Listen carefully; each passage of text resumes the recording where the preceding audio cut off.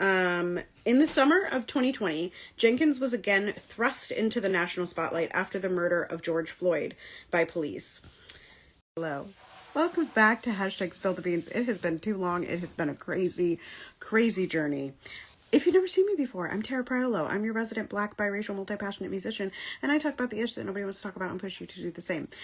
Today, we are featuring Andrea Jenkins. I know, we've been doing people from the 19th century and early 20th century, but today, Andrea Jenkins.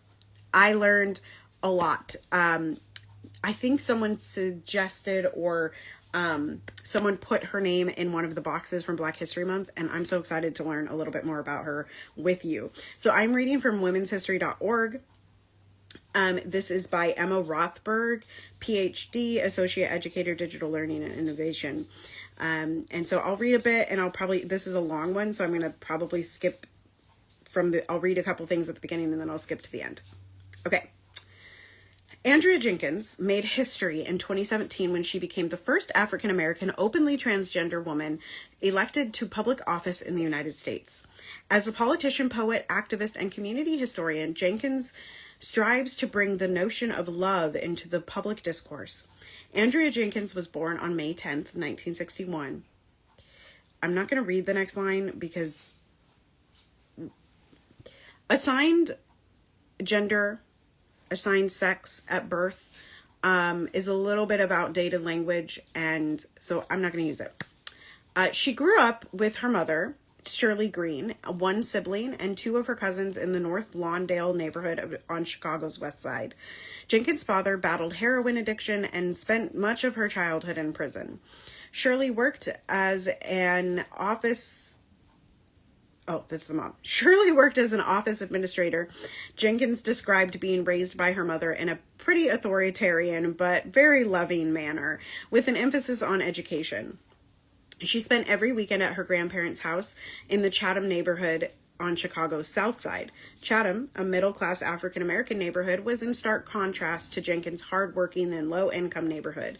And she thus says she experienced all of Chicago. This is a quote, from the deep poverty to the striving middle-class Black Chicago. She was also aware of her family who had come to Chicago from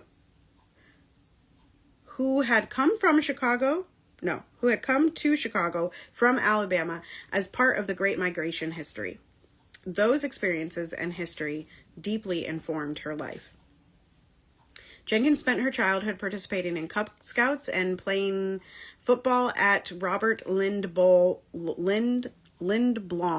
Math and Science Academy on the South Side. She also loved literature and poetry. She remembered learning everyone can be a poet when Gwendolyn Brooks, the Pulitzer Prize-winning poet laureate of Illinois, visited her first grade class. Her early high school mentors included Haki Madhubuti, I hope I did not say that completely incorrectly, one of the founders of the Black Arts Movement, and Third World Press, now the largest independent African-American owned publisher in the United States. Jenkins recalled her experience with Madhubuti at 14 really got her involved with Black history, Black culture, the 1960s Black Arts Movement, since Haki was really a believer that you must use poetry for social justice. Again, I'm going to skip a whole bunch and I'm going to read the end here.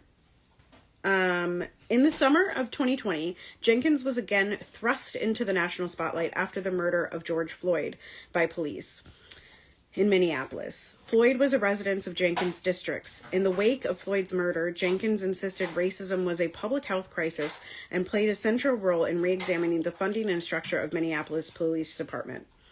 In 2022, Jenkins won re-election in the Minneapolis City Council with 86% of the vote. Her colleagues then unanimously made her president of the council, another historic first for an openly transgender person. With her new mandate, Jenkins wants to bridge gaps in her community, fight for accountability within the city's police department, and expand access to affordable housing, health care, and living wages. She hopes her public service serves as an inspiration for other trans and gender nonconforming people. While her jurisdiction may be limited, Jenkins continuously hears from transgender people from all over the country seeking help and guidance.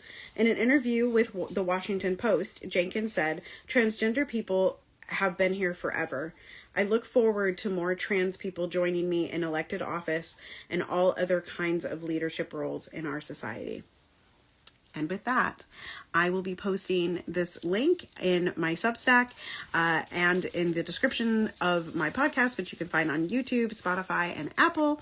And you can also get that link at my Substack. So go ahead and click taraparlo.com/links and join up there. It's also available in my bio, and DM me if you have any questions. Continue to be anti-racist, be safe, wear a mask, make good trouble, do good work.